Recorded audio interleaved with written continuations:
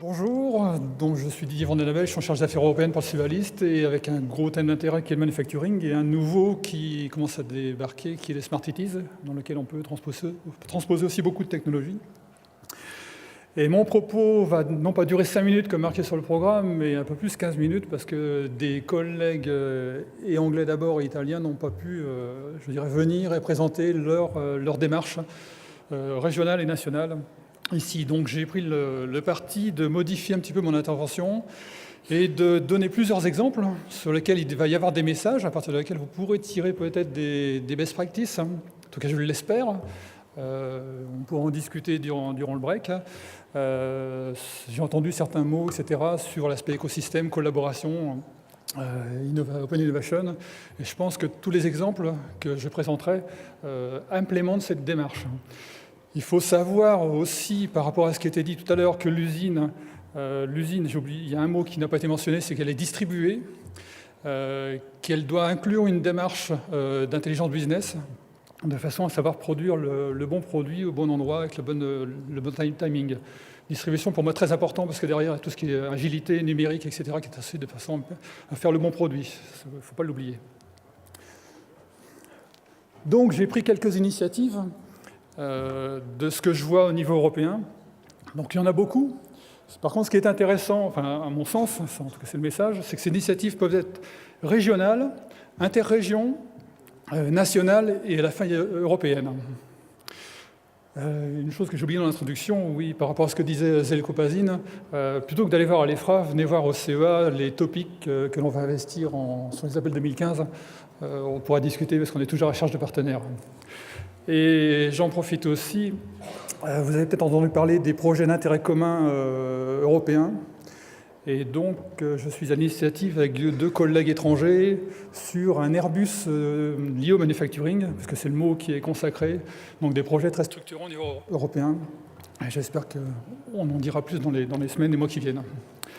Donc, les exemples donc, de différents pays, ils seront présentés en quelques slides, juste pour montrer comment ces gens-là se sont organisés, comment ils implémentent des travaux, des projets, de la recherche liée au manufacturing.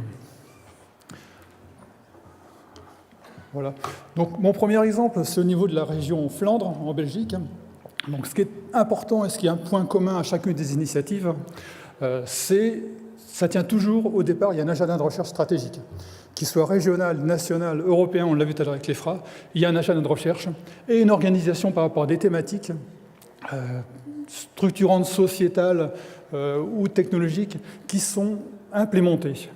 Et il y a une gouvernance associée pour suivre ça et pour fédérer l'écosystème. Ce n'est pas la guerre des chapelles, non, c'est vraiment un système structuré par rapport à des challenges qui ont été définis par, je dirais, l'entité fédératrice, la région en l'occurrence.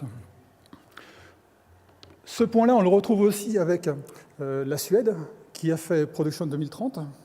Je mélange l'anglais et le français. Ce qu'il faut savoir, c'est que cette initiative a déjà démarré depuis 2008.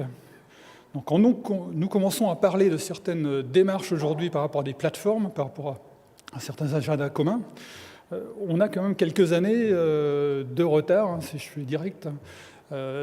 Et ça, c'est l'exemple de 2008. Et aujourd'hui, ils ont un programme qui mélange projet, plateforme, système d'éducation cohérent par rapport à une démarche qui est Made in Sweden 2030. Et ils mettent en place une structure assez intéressante quand on est au niveau de l'Europe, qui est un PPP au niveau national. Et donc on retrouve une fédération sous ce principe des différents partenaires. Les thématiques par rapport à des business, les domaines sont la défense avec l'aviation, l'automobile, entre autres les camions. Et donc on retrouve les thématiques plus ou moins de l'EFRA, avec quelque part des instanciations par rapport aux compétences propres qu'il y a dans l'écosystème. Il y a une claire identification en quoi les gens sont différenciants, nationalement ou régionalement. Et il y a un focus, une aide qui est organisée dans cette direction. Et on voit qu'ils ont une stratégie vraiment sur les différents niveaux, différents points de vue, de la mobilité des acteurs, de l'éducation, de la connaissance, qui est très très très important, qu'on sous-estime toujours, et sur les projets de recherche.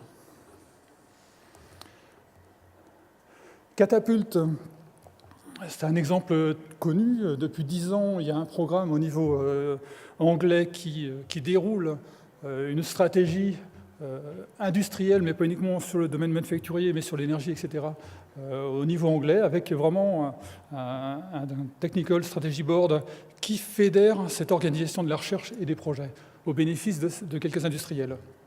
Avec, on le voit sur la photo, vraiment des plateformes, des lignes pilotes, pas industrielles, mais recherche, qui sont facilement transférables.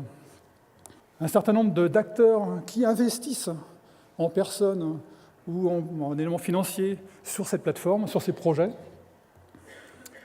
Et, je vais trop vite, temps de réaction, et donc avec une mission qui est associée à ces centres de recherche.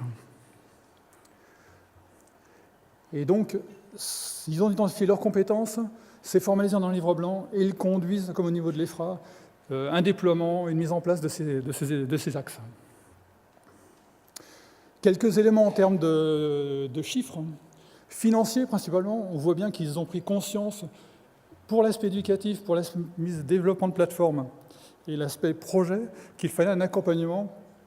Et même si c'est sur un mode qui peut être PPP dans certains cas, il y a vraiment des volumes financiers qui sont très importants. Très, très importants. Peut-être le manque qu'il y a aujourd'hui en discutant avec ces gens-là, c'est qu'il manque une couche intermédiaire d'entreprises de taille intermédiaire qui sont capables de porter tous les éléments de la recherche vers le système industriel, Rolls-Royce ou autre. Mais c'est assez impressionnant. 500 millions d'euros pour mettre les 7 plans, ce site catapulte en place, ça donne une petite idée de ce qui peut nous attendre. Et donc on voit à chaque fois qu'il y a vraiment un écosystème qui est construit au niveau national sur ces différents sujets, avec différentes thématiques, et une des 5 est le manufacturing.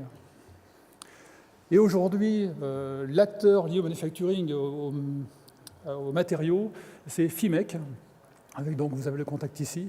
Et encore une fois, il y a le vrai positionnement, il y a une vraie démarche structurante par rapport à un certain nombre d'acteurs. J'ai oublié la cartographie des acteurs, mais c'est encore plus d'une 50aine d'acteurs qui participent à ces programmes multi-annuels. C'est un élément très, très structurant. Quelque chose qui est plus à destination de la région, qui comporte un plan manufacturing, parmi les 3 plans sur lesquels les gens commencent à pousser le lobbying, c'est l'initiative Vanguard.